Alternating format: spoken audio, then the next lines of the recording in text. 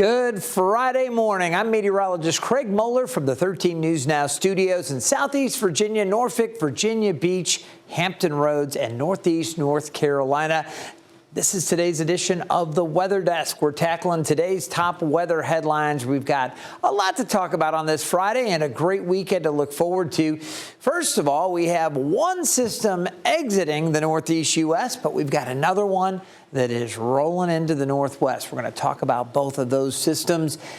Some clear signs of spring. You're seeing them popping up everywhere. We're going to talk about some different things going on, from cherry blossoms to migration of birds. There's a lot of fun stuff to cover with that. And again, the temperature's really starting to warm up in some areas. Other areas still feeling the chill as you get this time of year, that big mixing back and forth. So we'll talk about that stuff. And then again, a great weekend outlook for most. I've got not only local and regional weather along the Mid-Atlantic, but I've got national outlooks for several cities across the country. So if you're joining us from anywhere in the United States, I've got something for you to check out as well. We're going to start off, though, with the two systems. Again, there is one here in the Northeast that is leaving. There is one here on the Northwest that is approaching. And in the middle, there's a weaker system. But I really want to come back to these two. Now, you take a look at the radar, and let's take this full. I'm going to go back to the satellite and radar images here. And I want to loop this for you so you can see just what we had back there across Nebraska and Iowa, a lot of heavy snow. And while spring is sprung, that part of the country is still digging their way out of that heavy snow. Take a look at the roads on I-80. This is Interstate 80, just west of Omaha, Nebraska. More than 160 miles of the interstate was closed during that storm, and at least 100,000 people faced power outages. It was a mess for sure. Now, they are catching a break now, and again, there's some areas of light precipitation back up over the Dakotas, but that system has moved on. And right now, we've got the wet weather in the Northeast, and we've got this next system coming on. I'll put the winds on here. We had this cold front clear the Mid-Atlantic region. Now, that happened yesterday and last night, and we had some strong storms out ahead of it. As a matter of fact, there were a couple of warnings off to the north of the 13 News Now viewing area, but we did have some gusty winds, some thunder and lightning, and some heavy rain come through with that front for some parts of the region. Now, currently, the area of low pressure and the front, again, offshore, it's still throwing some moisture back into the northeast parts of Maine and New Hampshire, also Cape Cod. You can see the eastern part of Massachusetts dealing with rain right now. The snow continues back up into Canada. High pressure's coming in on the heels of this second little weaker front that it comes through. We are seeing the winds from the north and the northwest, and they've been cranking up. So it's a very windy day. Along the coast, we've seen gusts up over 40 miles per hour right here in Hampton Roads. As you look across the central U.S., again, another storm system, but it's this one out to the west that I also want to talk about. So let's take a closer look to the northeast. Again, Boston up through Bangor, Maine, back over to Burlington, Vermont. You can see we have this unsettled weather. The cold front extends down. It has cleared New York, even Long Island, on the backside of that cold front. So chilly air and breezy conditions, windy conditions settling in behind that system. On the west coast, you've got scattered showers around Portland and back up over western portions of Washington state. Of course, over the mountains, you get snow, and you've got some precipitation despite relative high pressure kind of working its way back into Northern California. So this next storm system, I'll show you how it's going to move along and what we can expect. Now, in the middle part of the country, there is that other system. There's not as much moisture to work with, so we're not looking for as much here. I'm going to get into an extended kind of future cast here. I'm going to show you the European model, and we'll take you through the next several days so you can see how things are going to play out. But I also want to talk to you about fire danger. And you can see down across Missouri and Arkansas, you still have red flag warnings. It extends to Oklahoma and down into Texas. It's north central Texas that has the red flag warnings, parts of Nebraska and New Mexico. This is just elevated fire risk, these areas shaded in yellow. Yesterday, though, there were issues down farther to the south, just outside of Houston, where firefighters are still battling wildfires. There's a nearly 2,400-acre wildfire that's now only 45% contained. High winds, the low humidity, and dry conditions are fueling that blaze. Evacuation orders are now lifted, but at least one home was completely destroyed. And again, it's something that they are dealing with. Tell you, over in Miami, here's a different story. It was Miami-Dade County crews that were battling a brush fire that has now burned 25,000 acres. So pretty incredible to see that. That fire was clogging traffic to and from the Florida Keys. And while roadways have partially reopened, access to the Keys is still limited. The flames are now 30% contained there. Officials say the fire is expected to burn for several days. So again, it was parts of Texas and then Florida also with those burn restrictions and the red flag warnings. It's been incredible. Very dry and a lot of wind associated with the storm system that came through, and we're going to be watching the next one that approaches from the northwest. So here's what we can expect. Again, along the mid-Atlantic today, we're going to enjoy a lot of sunshine, but I want to talk about this next system that comes in. You see the one in the middle kind of lifting there into Canada as we go through the day today and into early tomorrow. Some unsettled weather around the Great Lakes. We've got more snow from back over the mountains in western Colorado through Utah. You take a look there, the Wasatch Range should get a pretty good little snow out of that, up into the Tetons in Wyoming, and then you get up into the northern Rockies, Montana, and Idaho, all the way up into Canada. The Cascades also seeing some of that snow. This next storm system is going to keep tracking along. High pressure in control here, so a nice break, but again, they are going to see eventually those winds picking up from the south, even across this area. So here comes the next storm system working to the east. And as we get into Sunday, showers and storms back across the central U.S. We're going to see more sunshine here in Hampton Roads, but this is going to get its act together, and this next system is going to come into play on Monday. So big opportunities for heavy rain, maybe some strong storms, parts of Kentucky and down into Tennessee, parts of Mississippi, snow back across the central U.S. That's that next storm system as it really ramps up and gets its energy together. Looks like maybe another system coming ashore for the northwest. As that continues to work eastward, we're going to get the rain here in the mid-Atlantic on Monday, some scattered showers. Temperatures are going to be up and down over the weekend. Today we're cooler. It gets warmer tomorrow. It cools down again on Sunday. And then Monday, another surge of warm air before that next system comes through and knocks us back to average. All right, so plenty to keep close eyes to over the coming days. Hampton Roads, we've been enjoying spring, and the first day of spring here in Hampton Roads, a lot of sunshine before those showers and storms moved in yesterday evening.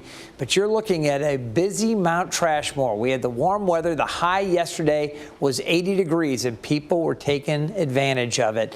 A lot of people out there, their families and pets came out to enjoy the weather and enjoy the warm up again. Springtime and summer here in Hampton Roads, absolutely gorgeous. And I know a lot of folks are excited for that.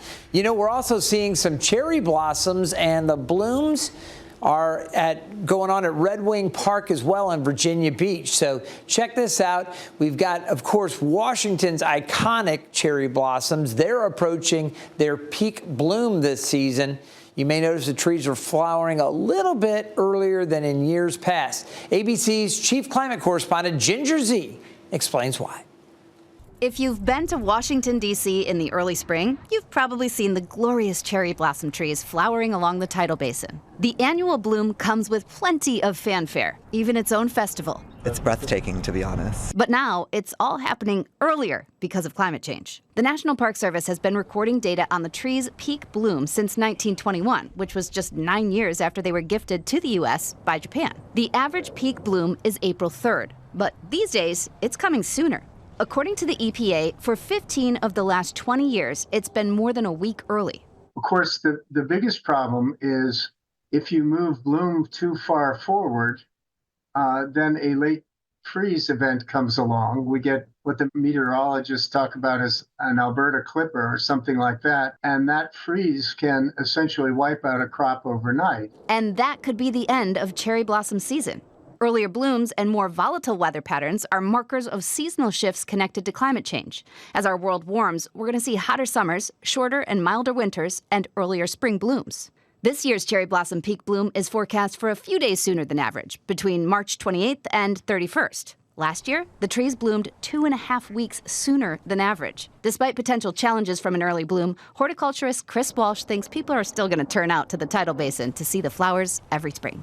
We're all fair weather visitors for the cherry blossom, so even if they're early, you're going to get a day or two that's pretty darn warm, and there's going to be a mob at the tidal basin. There's no doubt about that. It's a very short-lived flowering period, and I think that's what the Japanese sort of talk about, one of the reasons it's so evanescent. With this Climate Minute, I'm Ginger Z. Those cherry blossoms are just amazing. All right, well, with the blooming, you see all of that beautiful tree coverage and how neat it is to see all that coming in. What's not so neat is a lot of trees are really pollinating now, and our pollen levels are high. Then you get these winds swirling around, and we're going to spend more time talking about those here in Hampton Roads. We have our allergy report for Norfolk and southeastern Virginia. Maple, alder, cedar, ash, box elder, all these trees generating a lot of pollen. So with the drier conditions today and the breezy conditions, I expect that pollen to really stir up. Mold just low, but we are seeing a little bit of that across the region as well. Again, grass and weeds have not been an issue, and they will not be an issue yet. All right, we're going to take a look here at the conditions as we are finally here in spring. And we're going to get into the spring forecast in just a moment. But I was talking about how we have some different tells, some signs that spring has actually sprung. Well, flora, those trees that we just talked about, the cherry blossoms and the tree pollen, that isn't the only thing that we're seeing more of. We've got birds, big and small, that are also migrating as temperatures rise, including a very small little bird, the hummingbird. Chief Meteorologist Tim Pandagis explains more. Each spring, the ruby-throated hummingbird embarks on an incredible migration journey from its wintering grounds in Central America to breeding territories in North America. This tiny bird, weighing only about 3 grams, travels thousands of miles, relying on instinct, favorable winds, and abundant food sources along the way. The journey begins as early as February, with most ruby-throated hummingbirds reaching the southern United States by March or April. Now, as they move northward, these hummingbirds follow the blooming of spring flowers, a crucial food source providing nectar for energy. They're also drawn to areas with insects, another important part of their diet. Bird enthusiasts often put out hummingbird feeders filled with a sugar water solution to help support the migrants. Now, in Hampton Roads and northeast North Carolina, ruby-throated hummingbirds typically arrive between April 1st and April 15th. By late spring, they continue moving north, reaching their breeding range as far as Canada. This annual migration is a testament to the resilience and determination of these remarkable birds. Observing their return each spring is a joy for many bird watchers, signaling the renewal of life after winter. Creating hummingbird-friendly habitats with native plants and feeders can help support their journey and ensure a successful breeding season. All right, Tim, thank you for that. Love the hummingbirds, too. They're so beautiful to watch, and you just kind of hover there, and then you see them darting around. Really cool stuff. I mentioned spring is here, and the weekend is here, and I promised you a look at some travel forecasts and some forecasts in general for Saturday and Sunday. So we're going to start off with Hampton Roads. As we go through the day tomorrow, we're seeing temperatures today below average, upper 50s, but we're going to be back above average to near 70 for Saturday. It is going to be mostly sunny, obviously warmer. It's also going to be pretty breezy tomorrow as we go through the day. I think we're going to see the winds building a little bit, maybe some occasional gusts up around 20, 25 miles per hour. But generally a really nice day for your Saturday. Excited about that. On Sunday, mostly sunny and cooler. A front's going to come through. That's going to drop our temperatures, but there's just not going to be much moisture for that front to work with. So we expect dry conditions over the weekend, Saturday and Sunday. I do think we'll see maybe a little more cloud cover overnight. Maybe we'll see with the passage of that front. But again, the big news, we go from 70 on Saturday back to 58. Now, if you've got travel plans up to D.C., maybe you're going to check out the early blooming of the cherry blossoms. Again, the peak is coming the following weekend, but if you're going up early, you can see the temperatures Saturday, 67, 58 on Sunday. In Richmond, Virginia, 71 on Saturday, mostly sunny over the weekend, low 60s, so you see that drop in temperatures from Saturday to Sunday in Richmond as well. In Charlottesville, maybe you want to go up, check out the Beautiful UVA campus. Love going up there. 70 Saturday, partly cloudy. It's going to be partly cloudy on Sunday, 61. And at the Outer Banks, temperatures mid-60s. Notice the big drop on Sunday, low 50s. So that's a few of our favorite weekend getaway locations here in the Mid-Atlantic. I want to get you covered nationally as well. So we expand the view here, and let's start off on the East Coast. This is for Saturday. Temperatures in New York City around 59, partly cloudy. Boston the same. Some showers back across upstate New York. Cleveland might see a few showers. We're looking at a lot of sunshine for the southeast U.S. from Raleigh to Atlanta, Orlando, and New Orleans. Across the central U.S., temperatures getting back into the upper 70s at Little Rock, St. Louis, mid-60s. Chilly in Chicago. As we look out to the west of that, Dallas, Oklahoma City, Houston enjoying warmer conditions. Breezier down around Houston, chilly up in Minneapolis. Out west, we've got some snow showers, as you can see with that next system we were talking about. Chances for mixed precipitation around Billings. Salt Lake in the valley, they're going to find chances for rain showers, but up over the highest elevations of the Wasatch Range and into the high Uintas, maybe some mixer snow there. Denver at 64, 77 in Vegas, 65 in L.A., and 61 in San Francisco. Seattle cooler at 52. That's for Saturday. Now I'm going to show you the same locations on Sunday. So you can see that storm system does work and get its act together as it marches eastward. Remember, this is going to bring us rain here in the Mid-Atlantic as we get into Monday. For Sunday, though, we've got another nice day. Mostly sunny from Raleigh to Atlanta, Orlando, a few more clouds, 83 there. New Orleans looking good. Look at New York and Boston. Temperatures in the 40s. They're going to have mostly sunny skies, but it is going to be chilly. Again, Cleveland could see some more precipitation with this next system coming in.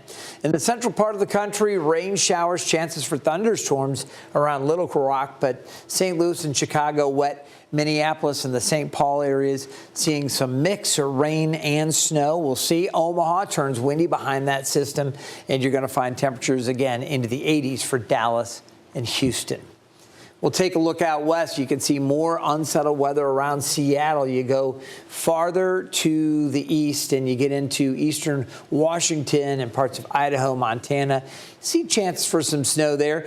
California looks pretty good. San Francisco and L.A. Vegas at 81 with sunshine. And Phoenix, heat starting to build, 87 the high there. All right, that's what's happening nationally over the weekend. We're going to turn our attention back here to Hampton Roads and the coast. That deck of clouds, again, moving away. We do have quite a bit of wind there with these stronger northwest winds coming in, and you see how choppy it is. There are gale warnings up this morning, and while the sun is shining through, you've got the gale warnings due to the winds, with some winds gusting up around 35 knots, maybe a little bit more than that at times over the water. And on the bay, we also have a gale warning as well. The clouds that are out there are going to move out. You're looking at the Thompson Creek Window Company sky view from beach quarters, and it doesn't look too bad there. It's kind of a cool picture, but clearly you can see there's some wind and wave action going on. At Norfolk International, the winds are just 12 miles per hour sustained, but we've seen higher gusts. We've had gusts 35 miles per hour, close to 40 miles per hour at some points this morning in Norfolk. Virginia Beach had a gust to 45, and down at Duck Pier here along the Outer Banks, we had a gust to 46 miles per hour. So that's what is possible as we go a little bit farther this morning. As we go late afternoon and into the evening, things will eventually settle down. Now, the skies are going to clear out. Again, we do have some coastal clouds early this morning, but that's moving out. Skies become sunny. It's going to be in the upper 40s around 11 o'clock or so to near 50 inland. As we head into the afternoon, you're looking at upper 50s across the region. So a cooler day. Our normal high is around 61 or 62 degrees. So it is going to be a little bit cooler with that northwest flow, as you would imagine.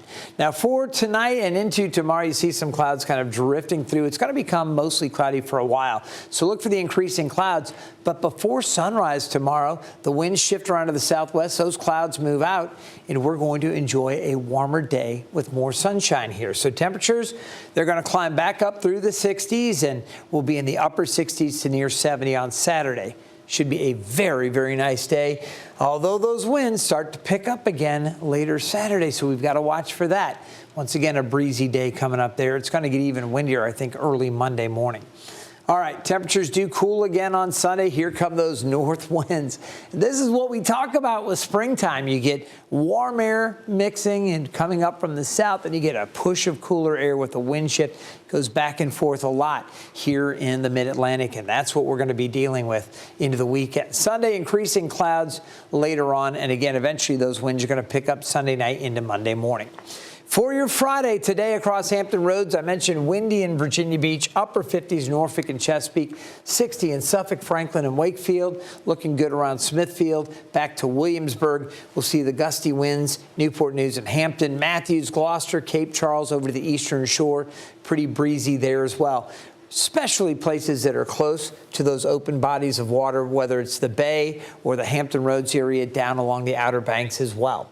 All right, as you can see, the Outer Banks are going to be in the mid-50s. We'll see temps near 60 in Elizabeth City, 61 at Hertford, and 60 in Edenton. Pretty good looking day. It's just below average and pretty blustery out there.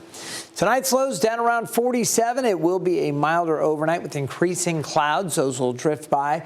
But remember, they'll move out by sunrise tomorrow, and our day Saturday is looking pretty good. Mostly sunny, breezy and warmer, highs near 70. Winds from the southwest and the west, and that's what ushers in those warmer conditions. Let's take a look at the 7-day forecast. Our temperatures go up Saturday, drop on Sunday, back to 58. On Monday, they go up. That next system that I showed you working across the country hits us with showers scattered on Monday, especially Monday afternoon. And I also think it's going to be windy. We could see some gusts, 35 to 40 on Monday morning. As we get into Tuesday and Wednesday, things really settle out. We'll see partly cloudy skies Tuesday, mostly sunny for our Wednesday and Thursday. Those temperatures are going to be pretty close to average in the low 60s. Now, I want to remind you, you can always be connected with our forecast when you download the 13 News Now mobile app. You scan that QR code. But I also want to tell you about something else that's going on. I'll give you a second to download that QR code if you haven't done it. You'll have access to our forecast, to all of the information. It's all right there at your fingertips and on the go, our radar, and of course, push alerts from our news team. And if there's any breaking weather or special coverage, you'll get it there as well. By finding us right here on the 13 News Now Plus app, you are going to have more access to special coverage and special live streaming, and something we're super excited about here on the Plus, 13 News Now Plus app. We're going to have a 24-hour, 7-day-a-week weather channel with all kinds of different weather information, stories, packages, special features, of course, any breaking weather, big weather stories we're going to be tackling. So think about what we do here on the weather desk, and we've got our entire team of meteorologists that will be providing content. All of that will be available on the 13 News Now Plus app. So obviously, you found us here, but if you have friends or family members that you want to make sure they know how to get all of this extra weather content, tell them about this. The 13 News Now Plus app, obviously it's free, available anywhere where you stream your live television and your different streams. So check it out, okay? Thank you guys so much for joining us for today's Weather Desk. It's today's top weather headlines. I hope everybody has a great weekend. Again, spring is here. We've got the ups and downs with the temperatures, chances for more showers and storms. Plenty to talk about in the coming weeks from the Weather Desk.